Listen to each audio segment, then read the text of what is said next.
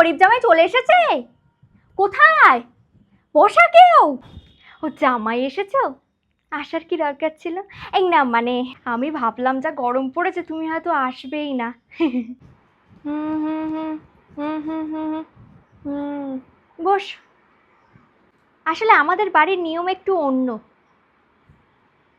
তো বলো কেমন চলছে? আমার মেয়েটাকে তো ভাগিয়ে নিয়ে চলে গেছিলে। আমার জন্য কোনো গিফট আনোনি বোধহয়। গরিব জামাই এনেছো? দাও, এটা আমার জন্য। এখন খুলবো না, পরে। এই নাও তোমার জন্য স্পেশাল খাবার এনেছি, দেখো পছন্দ হয় কি না। এই নাও খাও। কাঁকড়া? কেন, তুমি তোমার মেয়ের পিছনে লাগতে খুব পছন্দ করো, এখন খাও। বসো, হা করি। তোমার জন্য গিফট আনতেই ভুলে গেছি। ও, সব থেকে বড় গিফট তো আমার মেয়ে। কি দিয়েছে হতভাগাটা দেখি?